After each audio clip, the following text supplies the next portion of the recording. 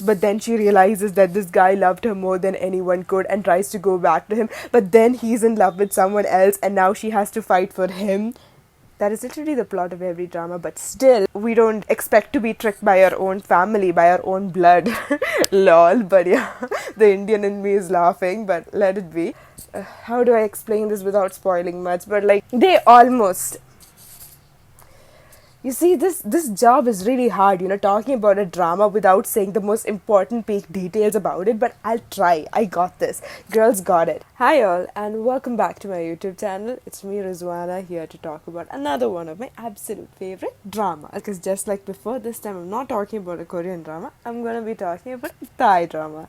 This is gonna be the second Thai drama I'm doing on this very channel. Super excited because the thing is that the characters that were there in the previous drama are the same people who are in this very drama, and this very drama is none other than Full House. Full House is literally an absolutely amazing drama.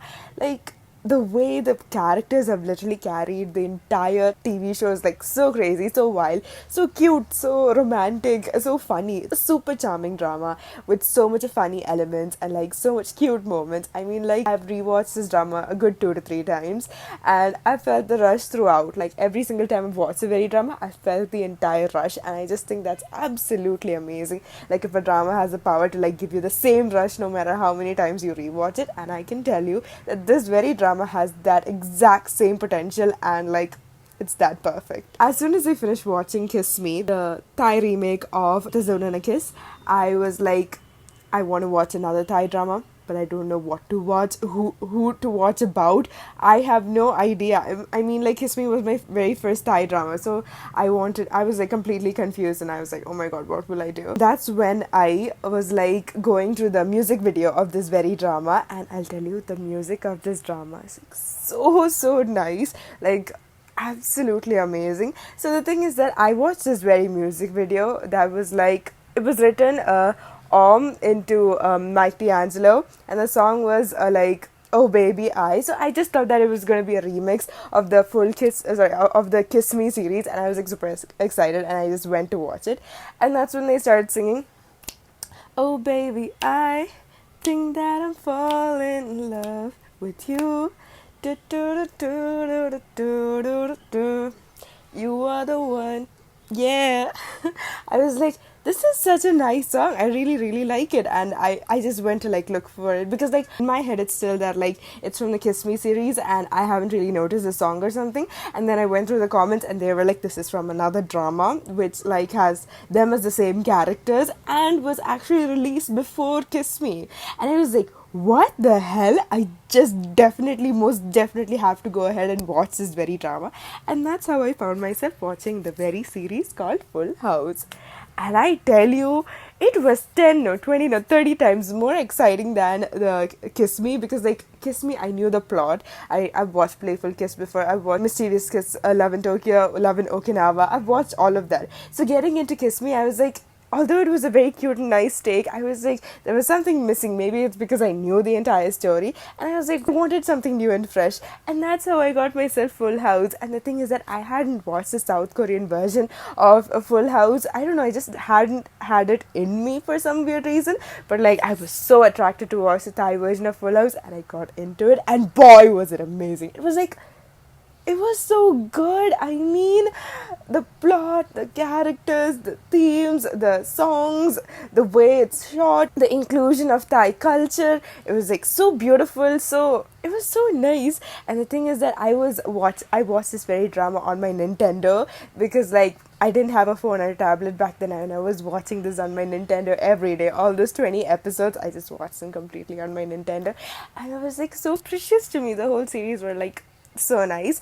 And the thing is that I'm glad that I watched Kiss Me first, because like I'm the kind of person I'm the person who hasn't watched Full House in the Korean version yet. So you can see how picky I am. I have a difficult time choosing drama. So I was like super glad that I finished watching the Thai version of like Kiss Me. So now that I know the actors well and I like them and I really enjoy them, I was like super glad that I watched it. And getting into Full House, I was like these are characters I know oh so well. I really love them, and now there's a plot. They're being romantic again. They're two characters in love again. There's nothing more I could ask. I think the most beautiful thing about this drama is the casting. It's because like this duo, they're practically the most cutest people ever. Like Mike D'Angelo is like super hot, handsome. He's got this very charm. He can sing, he can dance, he can act, he can do everything. And then we have Sushar, and she's like this beautiful little girl. Like she's so pretty, and like her hair is pretty, her face is pretty, her accent is so cute. She's so lovable, and both of them together are just this magical couple on planet Earth. And the fact that we have two dramas of them together just makes us all the more special.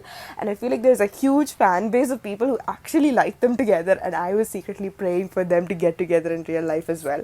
But fate had other plans for them. But like we can but I feel like we are satisfied because we have two dramas of them that we can go back and watch whenever the hell we want. So I think that's hella amazing. And now we'll just get into the drama all the more. All this time I was just ranting about how much fun I had with the drama. Now I'll get into how cool the drama is, like for like details and stuff like that. So getting into the drama, the first most important thing is that this drama is not just a romantic kind of drama. Actually, it is not even romantic to say the least. It is more of a comedy with an emotional aspect and like a feeling of togetherness more than a romantic kind of feeling, because like these two characters, I feel like they just find so much help in each other, as in like the other one is there for them and this one's there for them, and they grow together from people who absolutely hated each other and had to get in together to get something out of their so-called deed, to people who actually have this friendship or this togetherness, and that grows throughout. And I just think that is the most beautiful thing that a drama can depict, and I think it was depicted absolutely beautiful, like so gorgeously. It was so well done, and like that friendship, so I feel like it was more of a friendship than a romantic level. But we would say deep down, I wish they got together, and they get together. I mean like in the romantic sense, not like how do I explain this without spoiling much, but like they almost.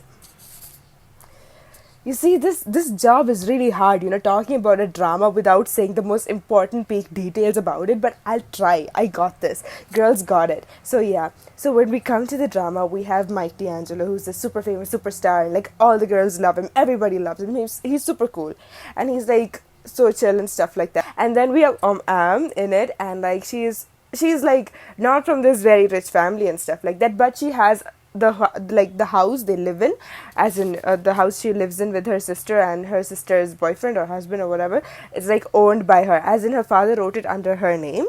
And so like because like she's a lovely daughter, so her father wrote it under her name. And like that house is like something that she would never sell in her whole life, because it carries so much memories of her father who passed away, and like memories of her growing up and being there with her father. And like you can see through the walls, there's like paintings of her growing up throughout the age, and I just think that is super emotional for someone who doesn't have a dad. I mean, I do, but like he's not there for me. Like, anyways, moving on. Oops, we got into detail, but yeah, TMI. Anyways, so like to see that bond between the father and daughter was like super nice and super sweet, and I think that was really emotional for me. So when it comes to the plot of the drama, so basically her sister approaches her and tells her that she won this raffle kind of situation. She gets to go to a trip and stuff like that via plane, and like she has a 3-day stay or something like that, and like she has to just sign this very paper. And like if you are an Indian, you would know so much about signing a paper, because all we talk about is property dealings. So she was like tricked into signing that very paper, and she signs it because like it's her sister. Like we don't expect to be tricked by our own family, by our own blood. Lol. But yeah, the Indian in me is laughing, but let it be. And then yeah, on like signing the very paper, she goes on to this very trip, and like on going on to this trip is where like on the plane is where she is none other than Mike D'Angelo. And the fact that he is playing by his real name in the very drama, I just thought that was all the more exciting and super cute. And like they're in this plane, and they have this very Tom and Jerry kind of situation where she's drunk and like beside him and like traumatizing him, like literally torturing and annoying and irritating the living hell out of this very guy. And like this guy is totally done because all he wanted to do was relax, put on his headphones and enjoy the very plane ride. But no, she just makes it her life's duty to not let that happen. And I just think that was super funny. I mean, like deep down I was feeling really bad. Oh my god, my mic is being troubled, this is so sad, I hope he gets impressed. But this girl is just way too funny for us to even process that fact. And I just thought that was really cool. And like everyone is like, and like when she's making a ruckus in the plane because she's drunk, everyone in the plane is looking at Mike because like Mike is the one supposed to be responsible for her because they're sitting next to each other and they kind of look like a couple kind of situation. And like even when she's like on the floor, he's like dragging her around, she pukes on him and stuff like that. So there's like all kind of funny memories in it. And like the thing is, like they get out of the plane and like he just prays and hopes that he never gets to meet her again. And due to situations, circumstances and incidents, fate brings them together. And that's when, I'm trying not to spoil much, and that's when they, although despite hating each other to the core, they have to make an arrangement where they will be allotted to do stuff for each other, as in favors for each other, because she gets to know that the house is in possession of Mike D'Angelo at the moment because her sister sold it to them. I mean, that very scene, I knew that like the house was going to be sold, but the fact that the house was going to be sold to him, that broke me. Because like, how? Like, that just made me super sad. Like, how, why, what, where? That was like so beautifully written.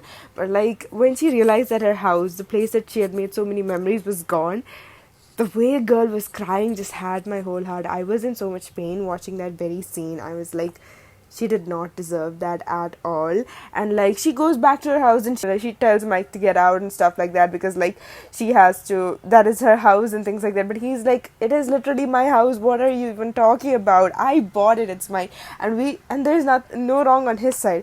And when it comes to her, there's no wrong on her side because she didn't know, she was tricked into. And how far can she go to like sue her sister and stuff like that, because it's her own sister. She's like, she's just hurt, she's confused. And I just thought that was the most emotional scene on planet Earth. That was literally so sad. And you know, the most saddest scene is like she goes around bugging him to be in his house and things like that, like because it's her house and stuff like that. And then there is this scene where it's like she goes to the park and like she sleeps inside one of the rides and it's raining and she's like drenched, completely drenched in water. And then he obviously has a bad feeling and then goes in search of her and finds her drenched in the rain.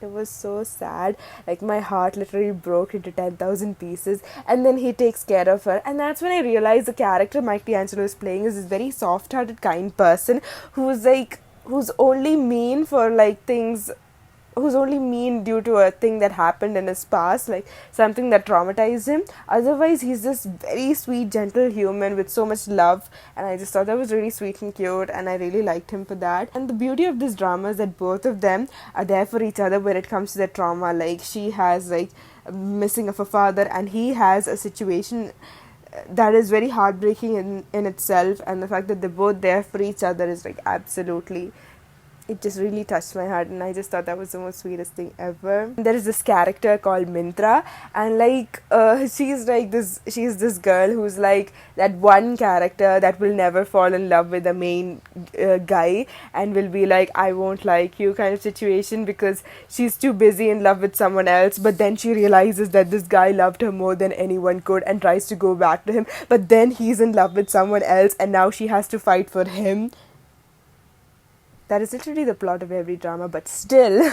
And like, so that's what actually happens throughout the drama. And I feel like Mintra was a catalyst towards their romantic situation.